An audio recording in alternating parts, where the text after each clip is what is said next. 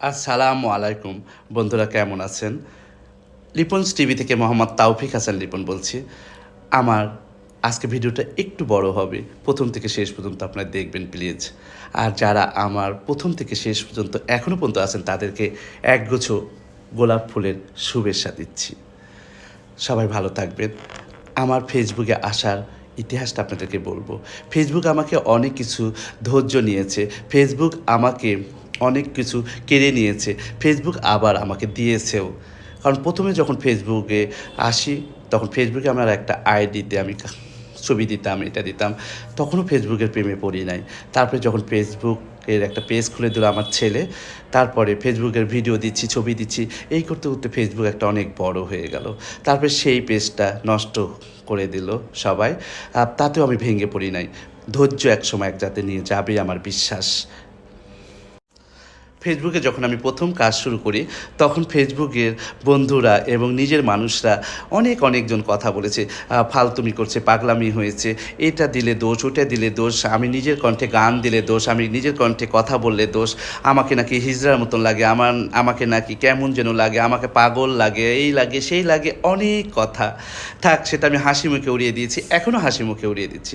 কোনো কাজকে ছোট করবেন না। ফেসবুক আমার পরীক্ষা নিয়েছে, ফেসবুকে ধৈর্য ধরে আছে। আমার একটা পেজ নষ্ট হয়ে গেছে, তবু আমি ভেঙে পড়ি না। আমি ফেসবুকে সাফল্য আনবই, এটা আমার একটা বিশ্বাস ছিল, আছে। এবং মানুষের দোয়া এবং মানুষের ভালোবাসা এবং আমার ফেসবুকের বন্ধুরা আমাকে খুব সাপোর্ট দিয়েছে। নিজের মানুষ না দিক কিন্তু অন্য মানুষরা দিয়েছে। ফেসবুকে অনেক বন্ধু পেয়েছি, ফেসবুককে অনেক ধন্যবাদ।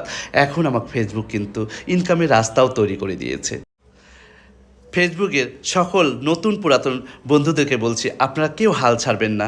প্রথমে আপনাদেরকে অনেক কথা বলবে, আপনারা বিরক্ত হবেন না এবং রাগ করবেন না। কে কী বললো সেটাও দেখার সময় না। আপনার লক্ষ্যে পৌঁছানোর জন্য আপনার কাজগুলো, আপনার কন্টেন্টগুলো, আপনার ভিডিওগুলো নিয়মিত দিয়ে যাবেন। ফেসবুকে সাফল্যের কথা বলছি, হাজারো মানুষের দোয়া, এখন আমি সবার কাছে পরিচিত হয়ে গিয়েছি।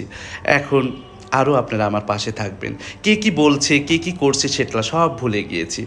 কারণ অন্তরে তীর মারলে যে আঘাতটা যে পায় সে কেমন ভুলে যায় সেটা তো জানেনই। কারণ একটা জিনিস জেনে রাখবেন, কোনো কাজকে ছোট করবেন না। আমি আমার অফিস সামলিয়ে, আমার সংসার সামলিয়ে, আমার ছেলে মেয়েদের সাথে সময় দিয়ে তারপর আমি ফেসবুকে, ইউটিউবে, টিকটকে কাজ করি। কে কী বললো, কে কী করলো, এখন আমার আর কোনো কিছু না। আমাকে যারা বলেছিলেন কন্টেন্ট মনিটাইজেশনটা পাবেন না, আমি পেয়েছি। ফেসবুকে আপনাদের দোয়াতে আমি কন্টেন্ট মনিটাইজেশনটা পেয়েছি। এখান থেকে একটা ইনকামের রাস্তাও চলে এসেছে। দোয়া করবেন। আমি এখন অফিস সামলাচ্ছি, আমি একটা বিজনেস সামলাচ্ছি, আমি আমার সংসার সামলাচ্ছি এবং ফেসবুকের, ইউটিউব, তারপরে টিকটক সব কিছু সামলাচ্ছি। আমার এই ফেসবুকে আসার পর থেকে আমার ফ্যামিলি বলেন, আমার আত্মীয় স্বজন কেউ আমাকে উৎসাহ দেয় নাই। হয়তোবা ভিডিও দেখেছে যে আমি কী পাগলামি করছি না করছি, কিন্তু আমার সাথে প্রথম থেকে শেষ পর্যন্ত আমার স্ত্রী কিন্তু আমাকে উৎসাহ দিয়েছে এখনও পর্যন্ত।